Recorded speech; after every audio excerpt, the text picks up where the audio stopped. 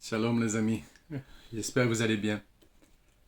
Alors on continue, on fait en sorte d'avancer et puis d'aller toujours dans l'étude du Likutei Moharan, parce que c'est plus que d'actualité en fait, c'est d'éternité. Et dans cette éternité, là, on a tous notre rôle à jouer. Si on savait à quel point ça nous apporte vraiment beaucoup de choses, beaucoup de stabilité, beaucoup de guérison, beaucoup de réussite dans ce que l'on veut faire. Ça nous protège aussi, ça protège aussi nos familles. Alors avant de commencer, moi j'ai toujours l'habitude de dire, et là, faire une petite demande déjà. Mais là, en fait, j'ai commencé comme ça un peu sur les chapeaux de roue. Le temps s'écoule, donc je me réadapte pour pouvoir faire l'étude avec vous. הריני מקשר עצמי באמירת העשרה מזמורים אלו לכל הצדיקים האמיתיים שבתוכנו ולכל הצדיקים האמיתיים שורני עפר קדושים אשר בחץ עמה ובפחת לחבנו הקדוש צדיק יסוד עולם נחל נובע מכוח חוכמה חבנו נחמן בן פגה חבין ענך נחמן מאומן זהותו יגן עלינו ועל כל ישראל אמן. Et ce qui a été parlant pour moi ces derniers temps, c'est le fait que voilà, la vérité elle commence à éclore, puisque le chemin du mensonge il commence à arriver à sa fin. À force le mensonge il peut plus se nourrir, puisque le mensonge il se nourrit que de vérité, donc à force le mensonge qui ne cesse de se nourrir de vérité, finit toujours par devenir lui-même vérité. Mais non pas que le mensonge devient une vérité, c'est qu'il se transforme et qu'ensuite on ne peut que dire la vérité, on ne peut rien dire d'autre plus parce que on n'y arrive plus. C'est un peu comme quand y a des enfants et puis qu'on veut leur faire croire des choses quand ils sont tout petits. Et puis, leur première rentrée à la maternelle, il y a les plus grandes maternelles qui leur disent mais non, c'est tes parents, ils te font croire à n'importe quoi, c'est pas vrai. Et puis tu as tous les autres enfants qui sont là et qui disent mais non, c'est pas vrai, c'est pas vrai. Donc l'enfant, il se remet en question à ce moment-là, et puis il va voir ses parents, et puis il parle avec eux, et il voit bien que c'est pas vrai, il voit bien que ses parents, ils lui ont raconté une mise en scène, une histoire. Et si vous voyez ce que je veux dire, il y en a plein de mises en scène de cet ordre-là. Voilà. Moi, j'ai toujours été contre ça, d'ailleurs, mais bon. Ah, c'est pas forcément facile de réussir à convaincre le monde, parce que on est convaincu que si, enfin, on réussit à convaincre que si la personne elle est déjà convaincue elle-même. Donc c'est le but de tout ce mensonge, c'est que à force, il se transforme, il se transforme. C'est ce que j'ai nommé la méditation de la chaussette. La méditation de la chaussette, c'est le mental à arriver à un moment donné, quand on en a marre d'en avoir marre, on se transforme, on se retourne. Voilà, on fait comme une chaussette, on la retourne pour aller la laver. Voilà, tout simplement. Donc, le but dans notre histoire, et à force d'incarnation et de réincarnation, c'est quand même aussi qu'on en ait marre. Qu'on en ait marre. Alors, certains en ont marre plus rapidement que d'autres, et puis pour les autres, Ça prend plus de temps. Donc, ce qu'il y a surtout, c'est de pas s'essouffler, de se tenir les coudes avec les tzadikim dans le Gan Eden. Et puis de cet ordre-là, eh bien, on y arrive. Parce que sinon, le monde en lui-même, on a envie de laisser tomber. On voit tous les zombies. Voilà, on a envie de laisser tomber à un moment donné. Quoi. Voilà, c'est des boîtes qui parlent et il n'y a pas de vie là-dedans. C'est creux. C'est creux. Alors bon, on continue. Alors, donc voilà, c'est ce qu'on appelle l'union supérieure et l'union inférieure. Alors là, c'était quand la cohabitation entre époux, elle comporte deux aspects, la cohabitation pendant les jours de la semaine, tout en respectant les lois de la Torah, et la cohabitation durant le Shabbat, en Shabbat. Voilà, c'est ce qu'on appelle l'union du supérieur et de l'inférieur, parce que bon, bah, l'inférieur, c'est la semaine. Hein. La semaine, on est à l'extérieur, il y a tous les écrans, il y a tous les réflexes de la semaine pour amener la parnassa, pour aller travailler, voilà, pour aller à l'école, pour tout un tas de choses, quoi. Tout un tas de choses. Et donc on est là dans cette infériorité, on côtoie des gens qui ne connaissent même pas le sens même de la prière, qui refusent même la prière, qui disent non mais attendez, la prière, excusez-moi, mais c'est un truc qui est dépassé. Aujourd'hui on a l'intelligence artificielle. Donc bref, on est complètement avec des gens qui sont hors sol, qui sont hors sol. Donc forcément ils sont hors sujet puisqu'ils n'ont pas de racines. Un individu qui n'a pas planté ses racines dans la terre est totalement hors sujet, quoi. Voilà, il est dans la victimisation, il est dans l'imagination et il est dans les fantasmes et dans les extrapolations. Il n'a pas planté ses racines en terre. Il se demande même pas à qui il est en train de parler. Il sait pas. Voilà. Il pose des questions comme ça et il s'attend pas du tout à la réponse qu'on va lui donner. Il croit à une réponse, comment dire, habituelle, quoi, un truc formaté, quoi. Voilà.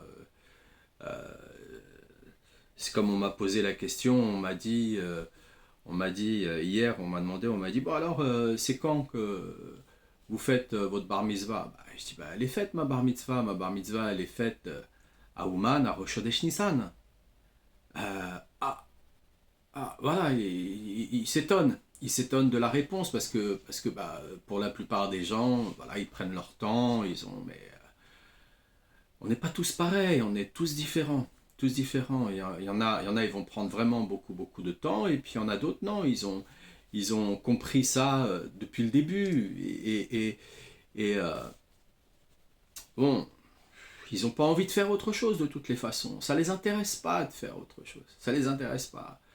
Ce monde et le système, là, voilà, c'est... Donc, il y a quand même une différence entre voilà, l'union inférieure et l'union supérieure. Donc, dans l'union inférieure, dans les couples, on va devoir être dans les compromis. Parce que y en a un qui ne rentre pas forcément à la même heure que l'autre, il y en a un qui n'a pas les mêmes occupations que l'autre, et voilà, et il n'a pas les mêmes stress que l'autre, il n'a pas les mêmes problèmes que l'autre, donc on doit rentrer dans des compromis, voilà, c'est comme ça. Bon, voilà, bon, on va essayer de l'aider, on va essayer d'apporter quelque chose. Alors, ce qui est bien à l'intérieur de la relation du couple, c'est que avant de rentrer chez soi, on doit toujours faire une pause. Toujours faire une pause et aller faire Hitbod des doutes, aller parler avec Hachem, aller parler avec les tzadikim. Voilà, et pas forcément besoin de se réveiller à Ratzot pour faire Hitbod des doutes. On peut, voilà. Maintenant, si on se réveille à Ratzot, c'est encore mieux parce qu'on a le fil on est tenu par le fil tout au long de la journée. Mais si on ne l'a pas fait, c'est pas grave. Au moins, on fait une pause et on va parler. On va parler de sa journée, on va parler des choses, on va lâcher le stress et on va parler en marchant. Aujourd'hui, de toutes les façons, avec les téléphones, euh, on peut parler ouvertement. Voilà, les gens se doutent même pas, voilà, se doutent même pas. À la rigueur, on tient, si on a un petit peu honte ou on est un petit peu gêné, on est un petit peu timide au départ, ce qui est possible, on peut prendre son téléphone à la main et puis voilà, parler. Et puis bah, s'il y a quelqu'un qui nous regarde, on fait comme si, voilà, on prend le téléphone, on fait comme si, voilà, on est au téléphone, on est en train de parler, voilà, il ne voit pas nos oreillettes, voilà. C'est pas grave ça, c'est pas grave. Mais au moins, on n'arrive pas chez soi, on va pas chercher ses enfants à l'école, on ne s'assoit pas à sa table pour manger avec du stress. Non, on laisse tomber ces trucs-là. Ça sert à rien de toutes les façons. De toutes les façons, celui qui ressasse continuellement le même problème, les mêmes questions, non, il n'y arrivera pas à en sortir. On apprend ça dans les études, c'est-à-dire que on est face à un problème au niveau scolaire, on est face à un problème et puis on n'y arrive pas, bah, on passe à l'autre problème. Voilà, ou on va faire un tour, on fait une pause, 5 minutes. Voilà. Aujourd'hui d'ailleurs, il y a des études qui sont faites et élaborées et qui viennent expliquer à quel point il est important, par exemple derrière les écrans ou quand on étudie, ou voilà, de faire une pause toutes les 20 minutes. En tout cas, c'est ce qu'on a appris. On a appris ça au début des années 90 dans l'ergonomie au niveau informatique, qu'on ne devait pas toujours rester derrière les écrans continuellement, parce que on perd énormément d'énergie. Si, si on parle avec un électrosensible, il va vous expliquer. Il a l'impression qu'il est aspiré par ce truc. Parce que ce truc, il se nourrit de nous aussi, hein, faut pas croire. Hein. C'est pas juste qu'il a une batterie, hein, il se nourrit de nous. Hein. Parce que si demain tout le monde il arrête de les utiliser, ils font quoi tous ces trucs? Ça part à la poubelle. Personne va s'en servir. Et puis bah, si tout le monde s'en soucie plus, voilà, c'est terminé. On n'en a plus besoin. Voilà, on utilise autre chose. On utilise notre intelligence, on utilise d'autres connexions, d'autres domaines. On en est loin au XXIe siècle, on en est vraiment, vraiment, vraiment loin d'utiliser des connexions naturelles avec soi-même. Même si certains y arrivent de temps à autre et viennent se vanter qu'ils y arrivent tout le temps, non, c'est pas vrai, c'est de temps à autre, c'est de temps à autre. C'est pas continuellement, c'est pas comme si on prend son téléphone et puis voilà, on est connecté au réseau et tout de suite on peut appeler quelqu'un. D'ailleurs, la personne, elle n'est pas censée non plus répondre tout de suite. Alors, donc imaginez si on communique par télépathie, c'est pas forcément tout le monde. Donc il y a des couches, il y a des couches à lever et à enlever. Donc l'union inférieure, durant la semaine, c'est beaucoup de compromis, c'est beaucoup de gentillesse aussi, beaucoup de gentillesse parce qu'on ne se voit pas, on se voit pas, donc on doit être très heureux de se voir. Et pour le reste, pour les soucis, les ceci, les cela, bon, on se dit, bon, bah tiens, on décide là cette semaine, voilà, on se retrouve à tel moment, voilà, puis on se fait une petite réunion de travail, mais de travail familial. Voilà, c'est voilà. Mais le reste du temps, non, le reste du temps, on est une famille et le reste du temps, bah, on va s'amuser, on va chanter, on va étudier ensemble, on va parler, on va voilà de plein de choses, mais avec beaucoup beaucoup de joie et de sympathie. Et s'il y en a un des deux bah, qui n'a pas la pêche, et bien l'autre il va essayer d'aller dans son sens. Voilà, qu'est-ce que tu veux faire? Qu'est-ce que tu aurais envie? Qu'est-ce qui te ferait plaisir? Tiens, si je te racontais une histoire, parce que bah, il y a des livres, il y a des livres. Voilà, on n'est pas obligé et on n'est pas censé toujours être derrière les écrans, derrière les écrans, derrière les écrans. Et puis il y a la cohabitation durant le Shabbat. Et là, on est dans une union supérieure, parce que c'est différent. Là, la table de Shabbat, c'est pas une table, c'est pas une table avec des chaises et de la nourriture sur la table, et des bougies, et du vin, et d'autres boissons. Non, c'est pas ça. C'est pas ça. Ça, c'est le côté matériel pour, pour, euh, pour nous appâter les uns les autres. Bah, parce qu'il faut bien déjà consommer, il faut bien déjà manger. En fait, consommer, c'est un bien grand mot, c'est manger. Faut bien déjà manger. Faut bien marquer ce temps comme étant quelque chose de magnifique, parce que c'est un trésor qu'Hachem nous donne. Et en plus de ça, euh, si on regarde bien, ben nous, ça fait 3500 ans qu'on avait une journée chômée. Alors que les peuples, eux, ils travaillaient 7 jours sur 7, parfois même jusqu'à l'épuisement. Alors que chez nous, on était déjà évolué à travers ça. On n'a pas attendu je ne sais quelle période ou quel type de choses. Non. Et d'ailleurs, même quand Hachem nous l'a donné, nous l'a offert, voilà, c'est comme s'il nous l'avait imposé. Et pourquoi? Parce qu'on ne l'a pas demandé. Parce qu'on n'a pas demandé. Alors que les gens aujourd'hui enlevaient leur ne serait-ce que une journée de RTT ou de vacances ou de fêtes au niveau de la laïcité, une journée, vous allez voir comment ils protestent. Alors que nous, ben, qu'est-ce qui se passe? Ben, il y en a beaucoup qui ne font même pas Shabbat. Pourquoi? Parce qu'on ne l'a pas demandé. Parce qu'on ne sait même pas ce que c'est. Mais la table de Shabbat, c'est quelque chose de spatial. C'est pas une table. C'est pas juste une table. On est aux commandes d'un vaisseau spatial. Et on n'a pas besoin de prendre des plantes, on n'a pas besoin de prendre ceci ou prendre cela. Non, même, on n'a même pas besoin, en vérité, que dans notre verre de kidouche, il y ait du vin. On peut tout aussi bien avoir du jus de raisin. Et pourtant, on est, on est connecté. On est connecté par les chants. On est connecté par le fait que on est avec des gens que l'on aime, avec des gens dont on a envie de partager, avec des gens dont on a envie de raconter des histoires, dont on a envie de s'amuser. Alors parfois, on s'aperçoit qu'il y a des parents qui n'arrivent pas comment dire, à intéresser les enfants. Mais faites les clowns, amusez-les, racontez des histoires rigolotes. La semaine, vous notez des histoires rigolotes et voilà, arrivé Shabbat, vous racontez des histoires rigolotes. Et puis à l'intérieur des histoires rigolotes, quand tout le monde a bien rigolé, quand tout le monde s'est bien connecté, parce que le rire est communicatif, donc voilà, on se connecte, on peut parler de Torah dans ces moments-là.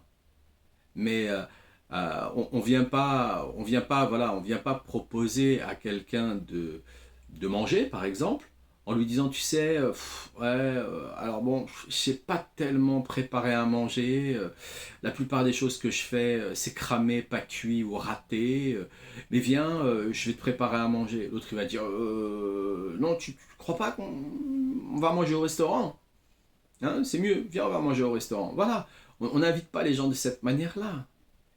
Donc, on connecte avec sa famille, ben, on connecte par les choses qui font plaisir déjà. Qui font plaisir déjà. Mais si on arrive parce qu'on a des problèmes financiers ou parce qu'on a des problèmes de santé ou quoi que ce soit, et puis on victimise la situation et donc on fait peser ça à tout le monde, mais on est qui? On est qui dans ces moments-là? On est qui dans ces moments-là? Tout le monde, il a des problèmes. Aujourd'hui, au XXIe siècle, il n'y a pas une seule personne sur la terre qui n'a pas un problème. Hazve Shalom, qu'Hachem il nous protège de tout ça. Mais on comprend bien une chose, c'est que la connexion, entre l'union inférieure et l'union supérieure, elle peut se mettre en place parce que déjà avant de rentrer chez soi, avant d'aller chercher les enfants, on marque un temps de pause. Voilà. 5 minutes, 10 minutes, 1 minute même, ça suffirait. Tout dépend de si on s'autorise ou pas. C'est exactement pareil. Quelle est la différence qu'il y a entre une personne qui est malade et une personne qui est en bonne santé? La personne qui est en bonne santé, jamais elle va imaginer qu'elle va être malade. Jamais. Jamais elle va imaginer qu'elle va être malade, que Dieu la protège. Mais une personne, une personne malade, ben c'est pareil. Elle a des difficultés à imaginer qu'elle peut être en bonne santé. Donc, quand on laisse tomber les choses et qu'on devient un peu plus réaliste, c'est-à-dire qu'on plante ses racines dans la terre, alors à ce moment-là, ben, toute la journée, on se protège. Et on se protège par, non pas de manière phénoménale, c'est comme les gens qui vont faire du sport, ils vont faire du sport pendant 1 heure et demie, et voilà, c'est une fois par semaine et pas plus. Non, c'est tous les jours. Tous les jours 5 minutes, ou tous les jours 10 minutes, pas plus. Voilà. On fait une petite routine quotidienne, voilà, on a des exercices, on fait une routine quotidienne, et puis voilà, et puis on s'entretient de cette manière-là. Ou alors on travaille vraiment dans un domaine où on a besoin de plus de force physique, ou je ne sais quoi, domaine de protection, voilà. Donc là, à ce moment-là, oui, le sport, ça va être un peu plus intense, mais auquel cas, on s'entretient, on s'entretient. Donc, il y a l'aspect il y a l'aspect de Shaddai, du Shabbat, puisque Dieu a donné l'ordre à la création de s'arrêter lorsqu'il s'est abstenu de tous travaux de création. Shaddai, c'est un nom d'Hachem. C'est cela, l'union supérieure. Voilà, il a donné l'ordre de s'arrêter. Voilà. Nous aussi, on peut donner l'ordre de nous arrêter. Énormément de gens ne savent pas se parler. Ils s'écoutent parler, mais ils ne savent pas se parler. Ils ne savent pas se donner des ordres. Ils sont dans le désordre, mais ils ne savent pas se donner des ordres. Ils ne savent pas se mettre des stops, des limites. Se dire, hey, oh, ça va, ça suffit là. C'est bon, c'est bon. Allez, je me lâche les baskets et je fais autre chose.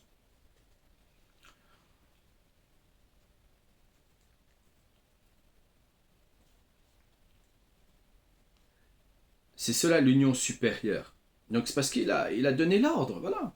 Donc l'union supérieure, c'est voilà, on va se donner l'ordre. On va donner l'ordre à sa tête. Voilà, on arrête, voilà. Avant de rentrer chez moi, voilà, je vais parler, je vais marcher, je vais respirer. Je vais pas aller voir les copains, je vais pas. Non, je vais être juste entre Hachem et moi, et ça va suffire. Largement. C'est l'essentiel. Pour arriver dans ma famille, voilà, décontracté. Pas besoin de boire ou de prendre de je sais pas quoi. Pas besoin. Ça, les béquilles de cet ordre-là, ensuite, c'est plus des béquilles, c'est des troisièmes jambes. Donc, faut être très très prudent avec tout ça. Et il y a l'aspect de Shaddai des jours de la semaine.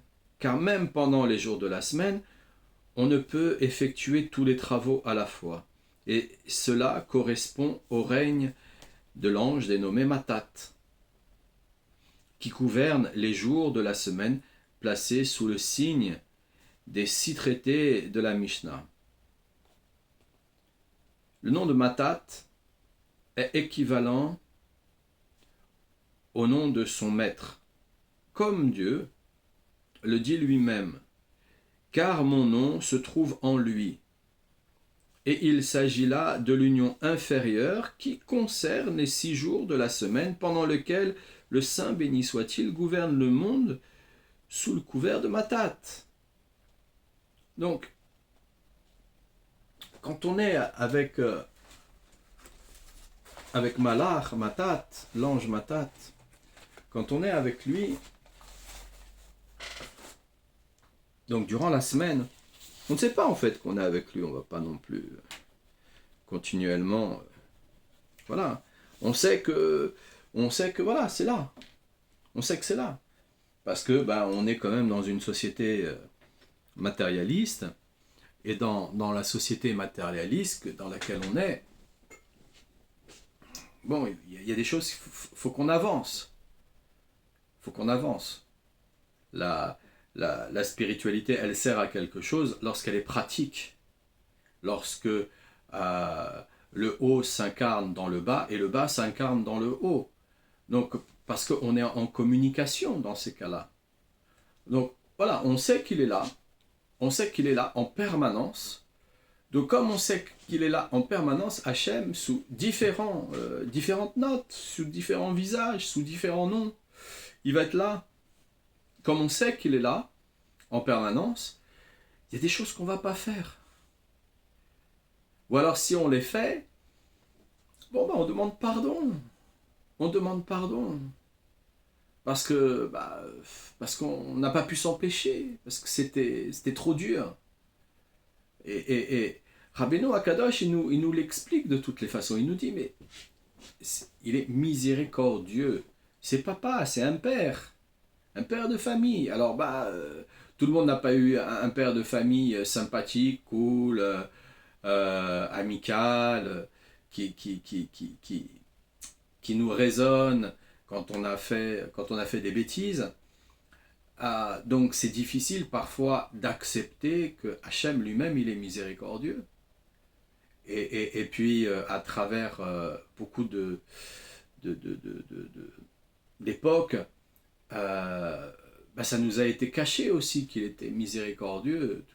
Voilà, ils ont voulu garder le pouvoir, ceux qui nous cachaient ce genre d'informations. Garder le pouvoir, comme ça d'autres, ils ont créé des religions à côté. Voilà. Mais dans Hachem, il est miséricordieux avant toute chose.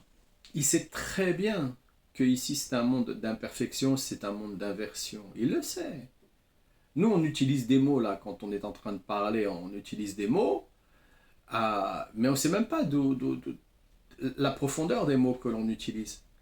Parfois, on va dire un truc à quelqu'un, on pense qu'on va l'aider, et en vérité, on va lui faire du mal, parce qu'on ne connaît pas l'impact. Parce que le mot en lui-même, on ne sait pas. C'est Hachem qui a créé les mots. Et en plus, le Lashon HaKodesh, l'hébreu, c'est Hachem qui l'a créé, la langue sacrée. Les autres langues, elles sont arrivées après, pour nous montrer aussi l'état des lieux dans lequel on se trouve. Voilà, c'est pas... Plus la langue elle est difficile à apprendre, comme le français, plus l'état des lieux est complexe. Plus l'état des lieux est emmêlé, quoi. C'est un sac de nœuds. C'est un sac de nœuds. Tout étranger qui apprend le français vous expliquera à quel point... Et puis même le français, le français en règle générale, le parler lui-même ne comprend pas. Il a des difficultés à le parler. Il va même inventer des expressions populaires pour être beaucoup plus adaptées, beaucoup plus simples. Donc, plus la langue en elle-même, elle est complexe, plus il lui faut des mots pour pouvoir l'expliquer, expliquer, donner une définition par exemple, il lui faut deux mots d'explication. Eh bien, plus cette langue, en fait, elle est tortueuse. Elle est tortueuse. Elle est pas franche. Elle n'est pas directe. Elle a développé énormément de susceptibilité.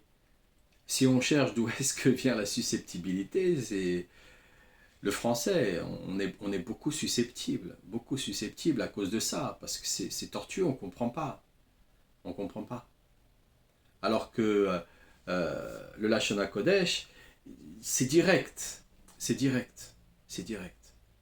L'anglais aussi, c'est direct. C'est des langues simples, directes. Voilà, on passe pas par tout un tas de chemins pour dire les choses. On est plutôt direct de cet ordre-là. Donc, quand on est dans la semaine, on est de toutes les façons, on est sous la gouvernance en permanence, 24 heures sur 24. Que Dieu nous en protège, qu'il nous bénisse, et Dieu merci qu'on est sous sa gouvernance continuellement, parce que ça fait bien longtemps que l'être humain, il aurait fait pire que ce qu'il a fait. Pire que ce qu'il a fait. C'est pas Hachem qui a fait les choses. Non, c'est l'être humain qui fait les choses. C'est l'être humain. Regardez, là, je suis assez satisfait du fait que la vérité, elle apparaît. C'est-à-dire que là, maintenant, avec les flottilles et les gauchistes, les partis politiques qui ont embringué dans leur manipulation tout un tas de gens qui sensibles, émotionnellement fragiles, faciles à déstabiliser, se sont embarqués en fait dans le fait de vouloir absolument sauver la Palestine. Alors que c'est surtout il fallait et il faut exterminer ces terroristes. Il n'y a pas d'autre mot. Parce que sinon, c'est eux qui vont avoir le dessus. Donc, faut être extrêmement prudent avec tous ces monstres. Et on peut pas leur donner une place de vie et les juger comme tout le monde. C'est pas possible. Vous pouvez pas aller juger un animal féroce exactement comme un animal domestique. Et dans la domestication, c'est pas du tout péjoratif. C'est-à-dire que l'être humain, il est posé, voilà, on lui emmène des victuailles, il va les distribuer, ces victuailles. Non, l'autre qu'est-ce qu'il fait? Il va les voler, et puis il va dire qu'on ne lui distribue rien du tout, et qu'on les affame, et on va pleurer. Et puis, ils vont faire des mises en scène aussi, juste pour avoir plus d'argent. C'est des monstres, c'est des monstres. Et tout ça, là, c'est en train de ressurgir. Alors c'est sûr, ça va énormément décevoir énormément de gens. Il ne faut pas leur en vouloir. Il y a énormément de gens, il ne faut pas du tout leur en vouloir. Ils sont juste émotionnellement fragiles. Et psychologiquement aussi fragiles pour aller croire à tout ça. Mais la base de ces croyances-là, elle vient de leur Père Noël et de leur petite souris. Ça vient de là. Si l'enfant il a été élevé à coups de Père Noël et de petites souris, vous pensez bien que l'État profond qui a inventé ces histoires, il les a pas inventées pour rien. Il n'y a rien sans rien avec eux. Ils misent autant sur le tapis noir que sur le tapis rouge. Ils misent des deux côtés, et puis même sur le zéro aussi, ils misent. Ils misent sur les trois. Donc, il faut bien comprendre une chose, c'est que toute cette manigance-là, c'est surtout les politiques. C'est surtout ceux qui l'ont mis en place. Ceux qui l'ont mis en place et ceux qui la nourrissent. C'est ceux-là qui doivent être jugés. C'est ceux-là qui doivent être punis. Mais bon, moi je suis pas un juge, hein, je suis pas là pour ça. Et ce qui se passe, c'est que on doit surtout se réjouir du fait que là le monde est en train de changer la donne. Il est en train de changer la donne. Il y a une accélération là depuis 2023, octobre 2023. Il y a une accélération depuis le 7 octobre qui fait que voilà, c'est divin, c'est divin, c'est divin. Mais dans cette accélération, bah c'est pareil, c'est quand il y a une maladie et qu'on veut véritablement la guérir, on ne la soigne pas. Et ne pas soigner une maladie, c'est augmenter la maladie pour que l'esprit lâche et se détache de sa victimisation et de sa maladie. Et là, à ce moment-là, en contrepartie, on vient équilibrer avec le système immunitaire et le reste du corps, système nerveux central et hormonal, on vient équilibrer les trois. Et là, à ce moment-là, il y a une séparation et là, il y a guérison. Mais tant qu'on essaye de mettre des pansements à droite à gauche, on essaye d'utiliser la langue française et puis les autres langues et puis le truc, le machin, vous savez, le pareil. Non, non, non, non. Là, on doit comprendre, le monde entier doit comprendre une chose quand même. C'est qu'on doit laisser tomber là toute cette politique. Ça sert à rien. Ils nous manipulent. Ils nous ont manipulés durant le Covid et là ils continuent encore et de manière grossière en plus. C'est grossier. Donc, soit on se réveille de ça et on dit bon, moi je comprends rien là-dedans. J'ai voulu aider des enfants parce que ça m'a fait penser à ma fille ou à ma petite fille ou à mon fils ou à mon petit-fils. Voilà. Ou à mon petit cousin ou ma petite cousine. Ou à mon frère ou à ma soeur. Voilà. Et j'ai voulu aider. Allez, laissez-moi tranquille. Laissez-moi. J'ai plus envie de vous nourrir. Ça ne m'intéresse pas. C'est là la vraie bataille. C'est là où on gagne au niveau de l'information. C'est que on lui donne. Ils ont. Voilà. C'est comme si demain, il y a les soldes et personne n'y va. Regardez, il y a de moins en moins de gens qui le font et regardez les commerçants, ils ont décidé d'arrêter la plupart de les faire. C'est exactement la même chose. Donc, soit on continue à être de servir la nourriture à côté de l'assiette, c'est ce qui se passe avec leurs histoires et leurs fakes. Ou soit on se dit, bon, je vais peut-être déplacer mon assiette,